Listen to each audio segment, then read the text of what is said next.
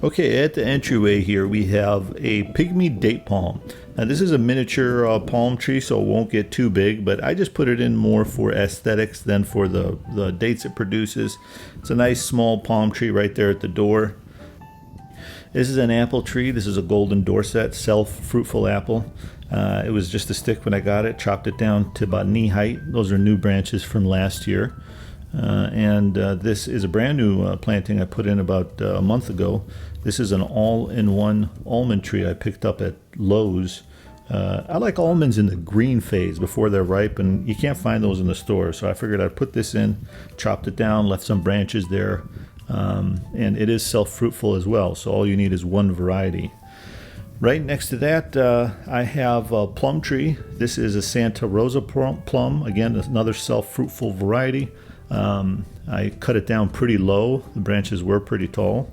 And this is another new planting I planted in the same time I put in the almond tree.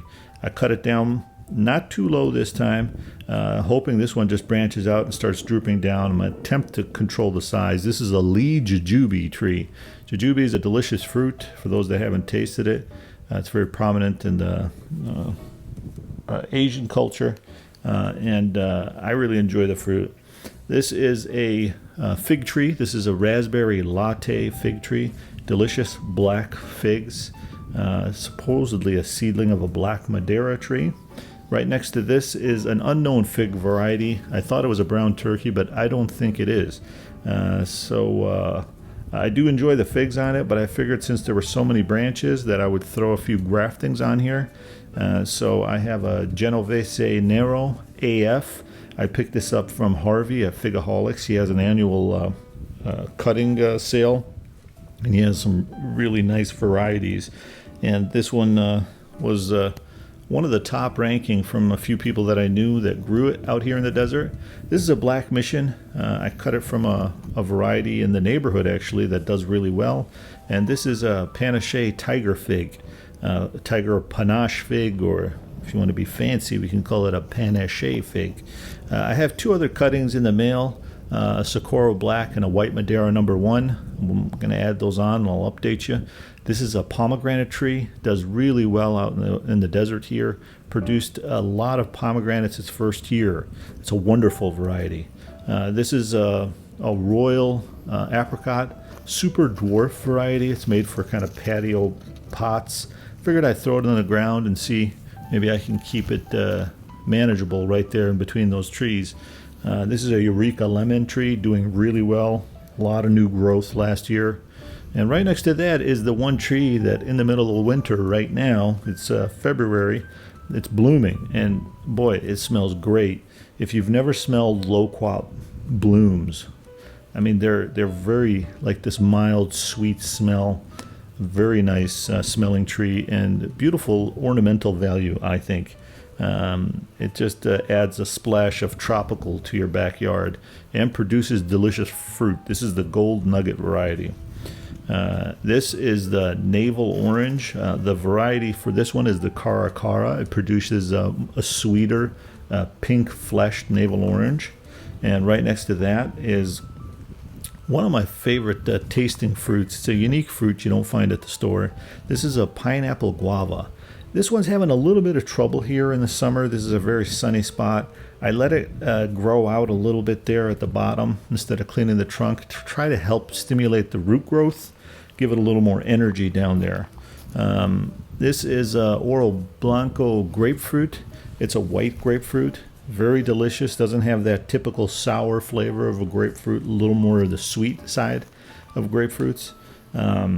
This is a semi-dwarf variety. This is a non-fruiting tree, again, to add some tropical look to the backyard. It is a dwarf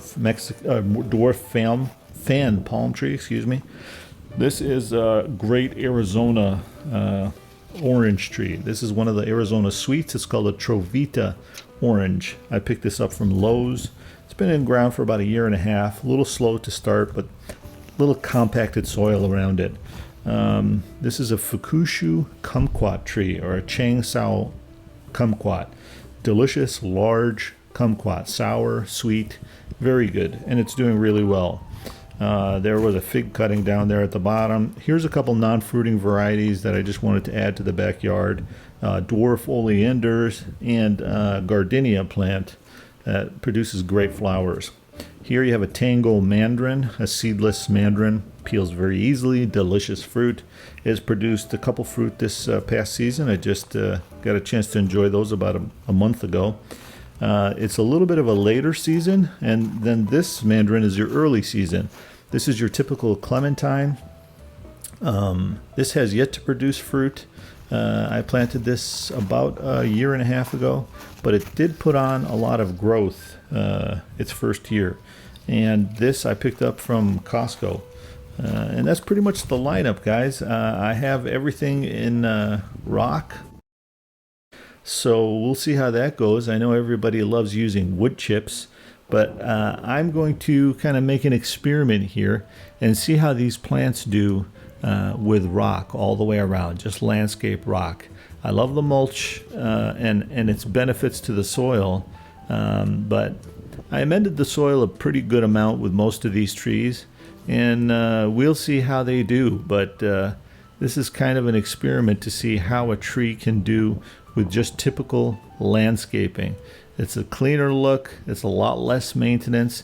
What I do is when I feed the trees, I pull back the rock and I throw a little bit of organic material on top of around the root ball and a little bit extended out, and then I pour the rocks, I rake the rocks back in on top of it.